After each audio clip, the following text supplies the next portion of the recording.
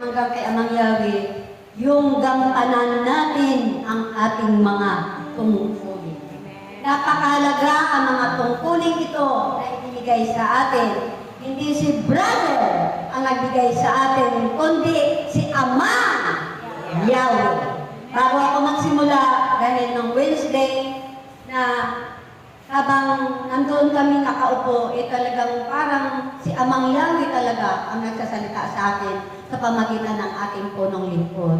Na mga tungkulin ninyo, huwag niyong kalimutan. Nakita niya yung altar. Alam mo, hindi ko na nakikita yung altar na yun na gano'n ang kalakalata. Dahil 3 weeks na nga ako doon na wala ako. Walang nagkakalit ng ano. Kaya nga nung dating ako doon, hindi ko rin napansin yun na talagang patay na lahat yung mga dahon ng halaman na yun. Yung money plant ba? Yung nilalagay natin sa altar na walang kamatayang halaman. Kaya na pag wala ng tubig, malalagta talaga. Na sa maliit na bagay na yun, parang nataranta ako na, oo nga, yun ay tungkulin ko. Hindi tungkulin na sino pa man. Dahil kanya-kanya tayong gampanin dito. Kaya kung pinagagampan sa iyo, dyan sa kamera, dyan ka maupo palagi. At yan ang iyong kahawakan palagi. Diyan may pagpapala mula kay Amang Yahweh. At ngayon po, hindi pa ako nagsisimula ng aking ebanghelyo na kailangan gampanan ko pa rin na ipanalangin ang gera. Hindi lamang yan, yung mga kalamidad, yung mga nangyayari sa ating Pilipinas, sa ating mundo, ay talagang magulo na.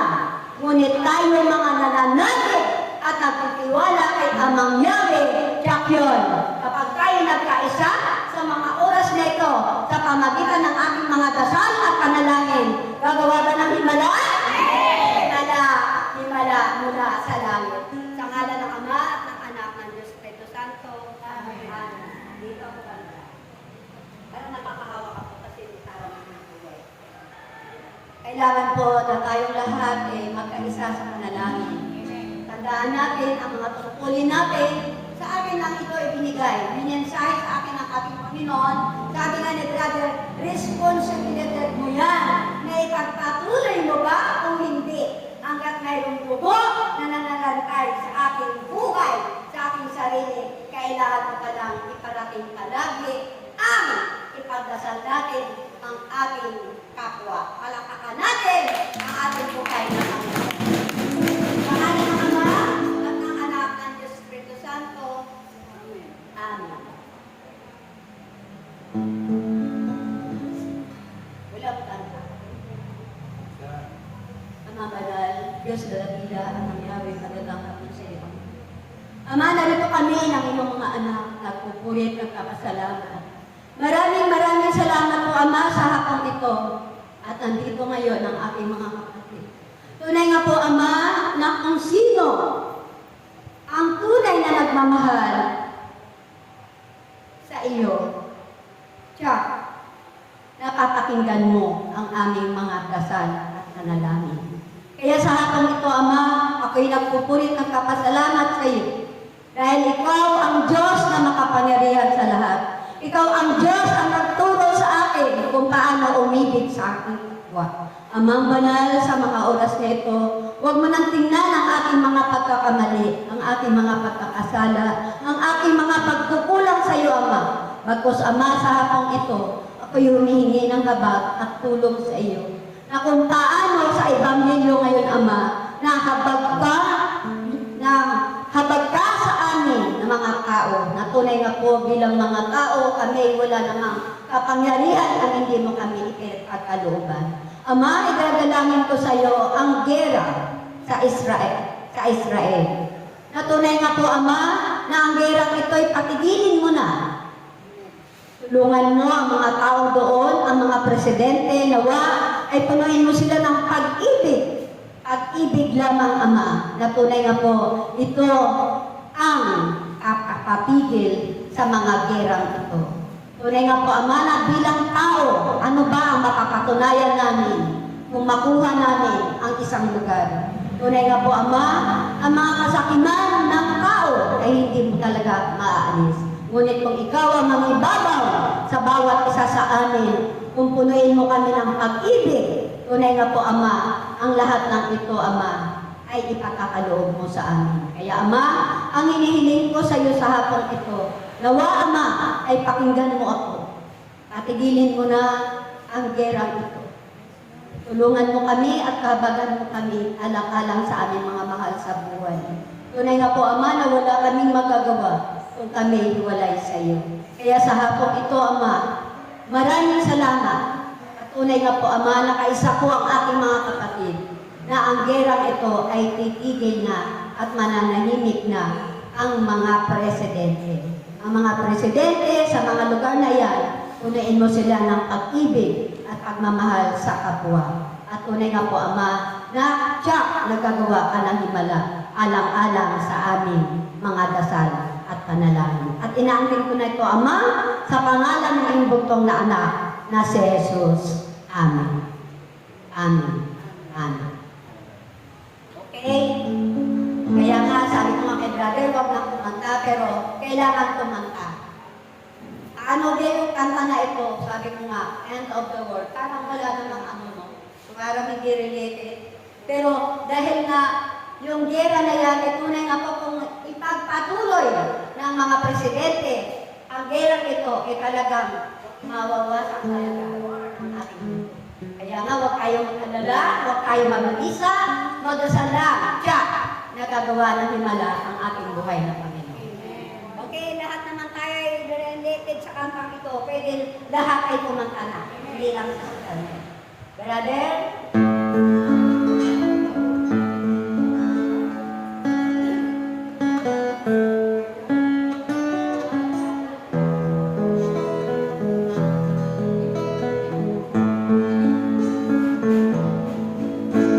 Why does the sun go on shining?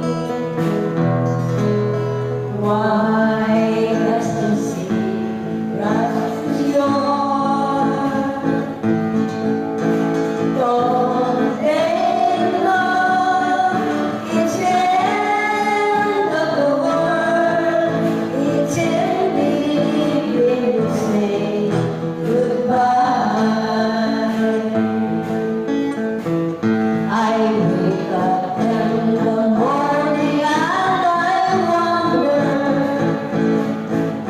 why everything is same as it was. I can't understand, no I can't understand the color that we is past. Why does my heart go on singing? Why does my heart oh mine cry? Don't they know it's the end of the world? It's ending when you say goodbye. Amen. Palakpakan natin ang ating Panginoon. Many concert si Sister Mel. Dahil sa katagalan na, hindi na ako kumakanta ng End of the World. Ngunit kung Wednesday, kailangan daw ulitin ko. Pero malaking pagbabago sa kwento ng ating punong lingkod. Malaking pagbabago na talagang nagsitigil na agad yung gera. Nagbago na agad sila. Kung sabi na natin, bakit hindi natin subukin doon sa mga mahirap gawin ng tao? Ngunit kayang-kayang gawin ng Diyos. Amen. Bakit hindi natin subukin sa pamagitan ng dasal? Jack, gagawa ba ng himala? Amen. Jack, nagagawa ba ng himala? Amen. Himala! Himala! Himala! Kalakakagulagan ng ating buhay na Panginoon! Praise the Lord! Hallelujah! God is good! All the time! Yan, ang ibig ni Ama. God is good talaga. Na sobrang nahabag ang ating Panginoon. Yan ang ating unang pagbasa. Tatalakayin ko ba lahat? Baka hindi naabutan sa telefoni. Doon na lang sa nahabag. Amen? Nakikita tayo at nakatanaw tayo ng ating Ama ngayon sa mga oras na ito. Sobrang habag ng mga panahon noon. Ito ay na-share ko na doon sa kabila. Tanda ko na ito. Sobrang nahabag ang Diyos kay Sister Mel noong mga panahon noon, nung hindi ko pa siya kilala. Nandoon yung maraming pagkabagal sa aking buhay. Nandoon yung pagkaligalig ko, mabalisa. Parang taong walang Diyos.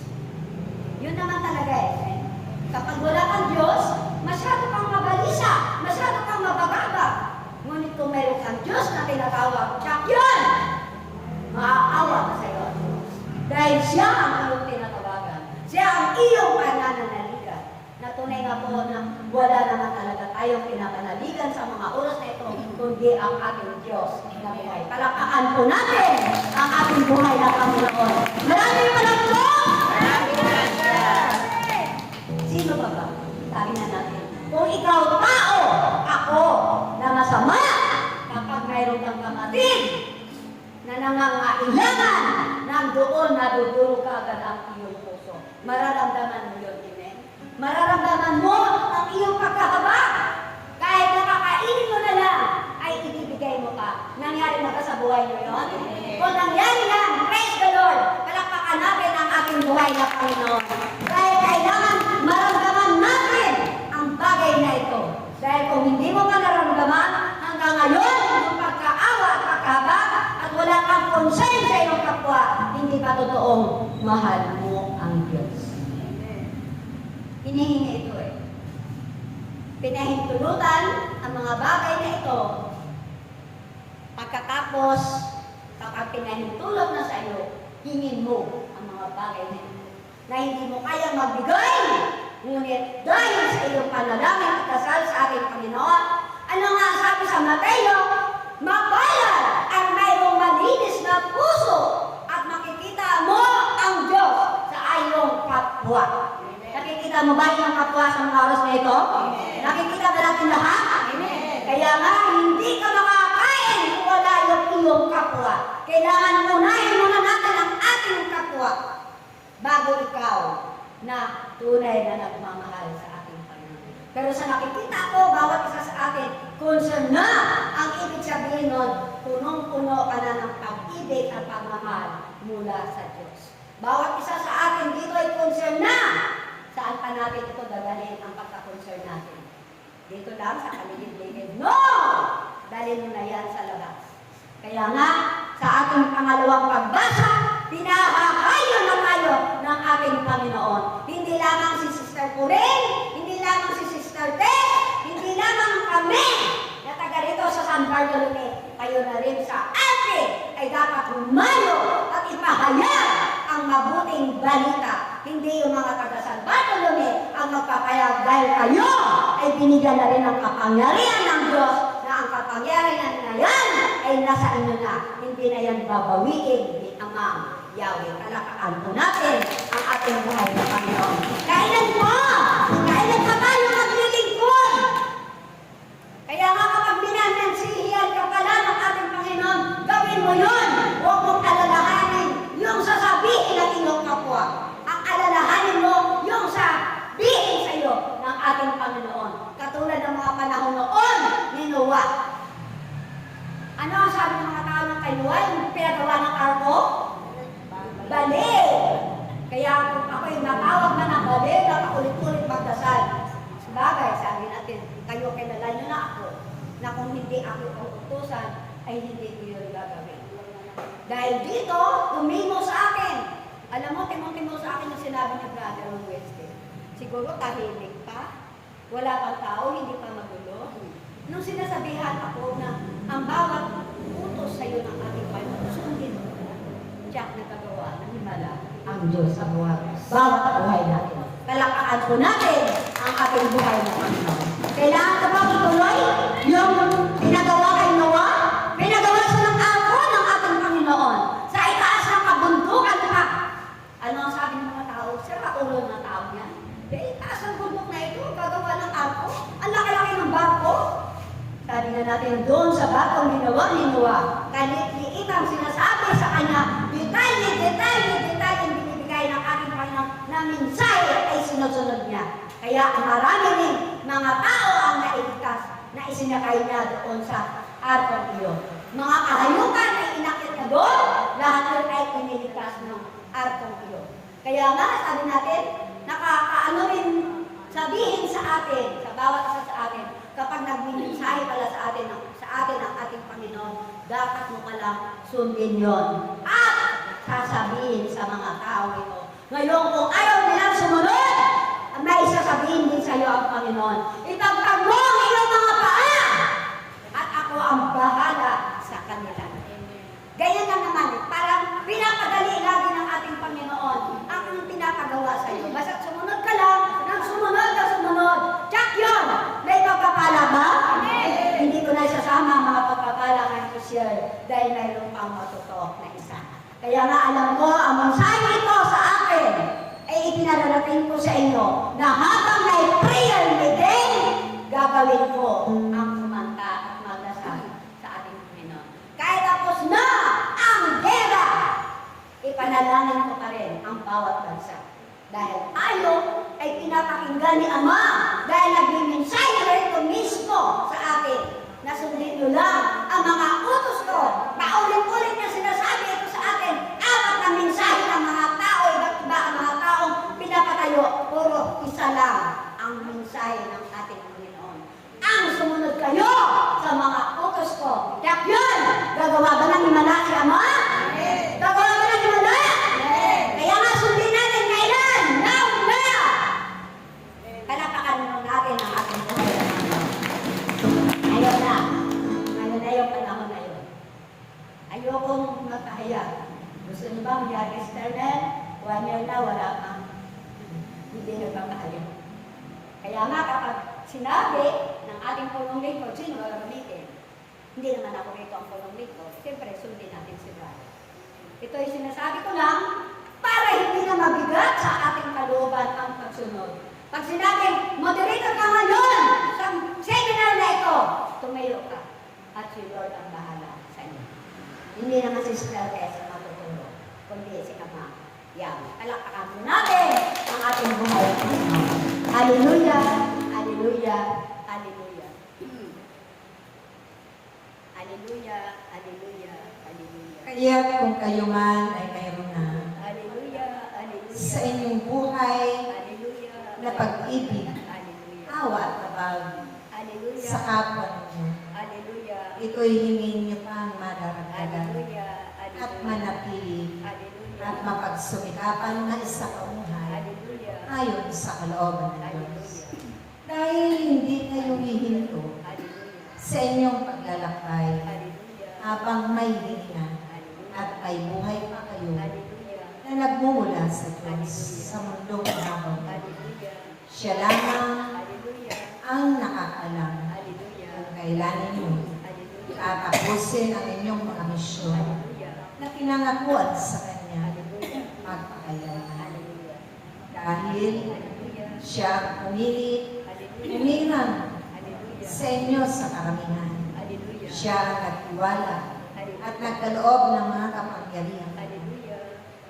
Gamitin ninyo ito sa kabutihan Hallelujah. hanggang sa wakas Hallelujah. ng inyong mga buhay. Hallelujah. Sa abot ng inyong makakaya, sundin ninyo ng may kababaan ng kalooban, puno ng kagalakan at pag-ibig, upang magpamit ng kabuluhan ang lahat ng inyong mga iniaalay na mga bagay sa pamamagitan ng inyong mga kapwa sa Diyos. Kung ang paglilingkod lamang natin ay katulad sa mga Parisiyo at Istrita, matulog ka na lang! Huwag ka nang pumayo!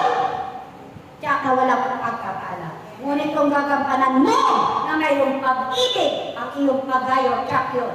Nakakatiyak ako! Dahil kailangan ka natin tiyakin, wala namang iba magbibigay sa akin kundi si Ama mo yan. Ito lamang ang aking pinangahawakan, ang tanging mangako ni Ama! Kapag kayo'y binigyan ng kapangyarihan ko, humayo ka! Kapag ikaw ay inuutusan na ng ating punong lingkod. Kailan pa tayo? Ganyan din ako noon. Patumpik-tumpik pa. Kaya maraming struggle sa buhay. Kung gusto mo pagpapala na tuloy-tuloy ang agos, sumunod ka na lang ang sumunod. Tsak yun. May pagpapala ba? Ibinigay na ba sa atin? Ipinuhos na ba? Amen. Ulit po, maraming salamat po kay Ma'am Yahweh at maraming salamat sa inyong nakinig. Wala nang tulog. Nakita ko, dilat ang mga mata niyo. Praise the Lord.